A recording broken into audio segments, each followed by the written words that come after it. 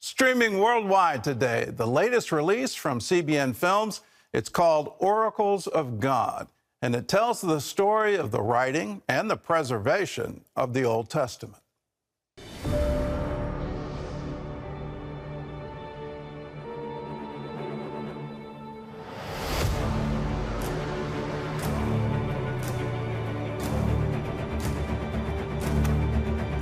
What's this?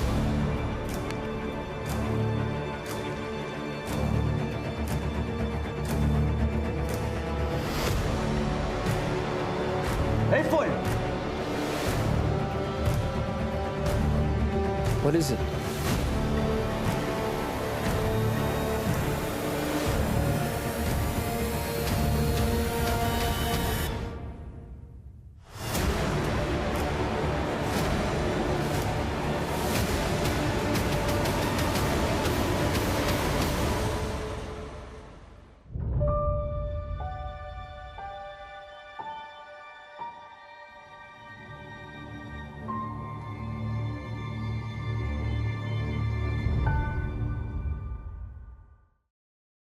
Well, joining us now is the writer, director, and creator of this wonderful film, Oracles of God, our four-time Emmy nominee, Erin Zimmerman. And Erin, welcome to the show. Thank you. It's always a pleasure.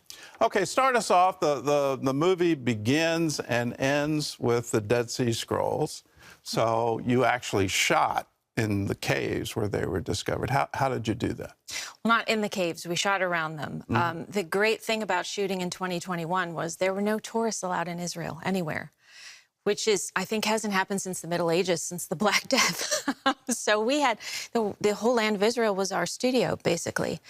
We got access that we never would have gotten. The National Park Service and the park at Qumran, they just gave us free rein. They let us fill one of their 2,000-year-old mikvot, the Jewish ritual baths, with water and put our actors in it. And we did all the exteriors in and around the caves. We scouted caves all over Israel, and we really wanted to shoot in a real one.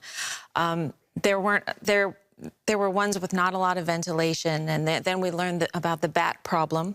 So we didn't want to deal with that. Isn't there a bug problem, too? Yeah, then the final straw was the flesh-eating mites that apparently lie dormant in these caves and come alive when something living comes into the caves. And that's a problem we didn't need. So my line producer said, come on, I'll build you a cave in the studio. And I said, I don't know. I don't want it to look fake. And she said, trust me. Her team had done one for an FX show called Dig. I don't know if you've heard of it. Yeah. I'd never seen it, but she said they were amazing. They can do this. And so that was our solution, and it worked. So you survived flesh-eating mites for this film? No. We didn't. We chose not to survive that. There were other things to survive. Okay. You shot for In Our Hands, you shot on Ammunition Hill, a recreation of that battle. And on this one, you shot another battle, the recreation of a slaughter that happened in AD 70. Tell us about that. That's God's little joke. I don't watch war movies or slaughter movies, and yet I seem to direct them. This we also did at Qumran. We really wanted to pound in the idea of what these Jewish scribes gave to stay and copy these scrolls and to hide them in the caves. They knew the Romans were coming. They could have left, and they didn't. They put as many of these scrolls and hid them in the caves as they could, and they stayed till the last minute, and they were slaughtered. And Josephus has a really great line that I loved about them. They cheerfully gave up their souls, knowing that they would get them back again, which is, I think, a profound statement for Judaism. They don't have the same concept of heaven as we do, so I thought that was an amazing statement. But they also let us shoot all that at Qumran, but we had to go through a process. We shot in the village, which you're familiar with, and because it's ruins, of course, it doesn't have a roof, but we had some places where the walls were high enough so we could sort of fake that it was a room or a wall. And they didn't want us, quite rightly, they didn't want us to get the fake blood in the dirt. No. Leave that, because that would freak out the tourists later on. So we had to put layers and layers of tarp, and then we had to bring a truck and dump in more dirt over that. And so then we could kill the people and have the blood and all of that. Oh, that's a behind the scenes I didn't know about. Yeah, we couldn't leave our mark there, so to speak. So no blood left behind. No, I'm not going to say whether we did or did not leave any at Ammunition Hill.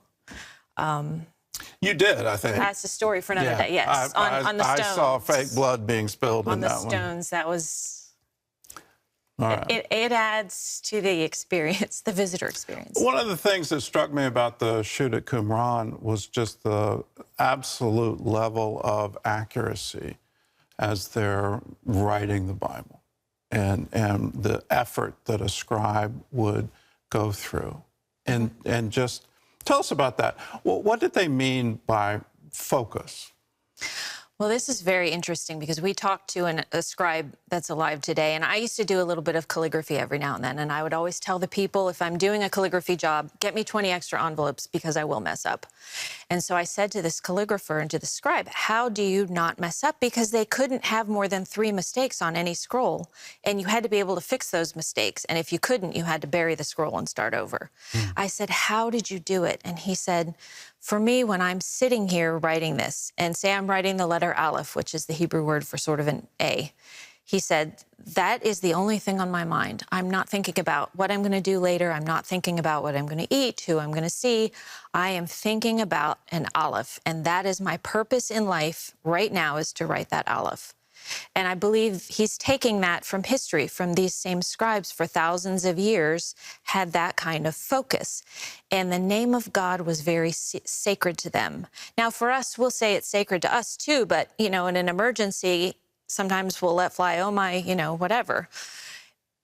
These people took the name of God so seriously that when they were writing, they left spaces for his name, blank spaces. And then when it was time to write his name, the scribe would go out, wash in the mikvot, completely immerse himself in water, come back up, put on a new garment, get a new pen, and he would have to stand in front of his scroll and he would say, announce to the room, I'm now writing the name of God. And then he would have to say every character as he's writing it, Yud, Hey, Vav, Hey. They couldn't say it, but they could spell it. And that is the great care and excellence with which they treated the name of God. And that's the great care and excellence that you've brought to the movie. When I watched it, there were things that I thought I knew the Bible. I thought I knew it. But there are things that you brought out that I had no idea. And just that care and that concern. And then the thing that just is so impressive is just how cinematic it looks. How did you bring that to the screen? I hired really good people to bring that to the screen. This is the same team that shot and produced In Our Hands. And I've been working with them. That was our first production with them. I've been working with them for 7 years now, and we've traveled everywhere, to Jordan, to Egypt. So we're hooked into each other's heads now, especially, well, you know Haim, our cinematographer, and he takes my shot list and he internalizes it and he makes it better. For instance, I said in the script, okay, we need to kill this scribe. And he said, well, why don't we do it this way? And I'm not going to give it away, but why don't we do it in a way that ties it to the beginning scenes? So he adds everything I do, he'll make it a little bit better, you know? So we have a really great synergy. I cannot take credit for any of that. I have great lighting, camera, special effects. They're all the top of their game. All right. Well, they are top of the game. I can highly recommend this film.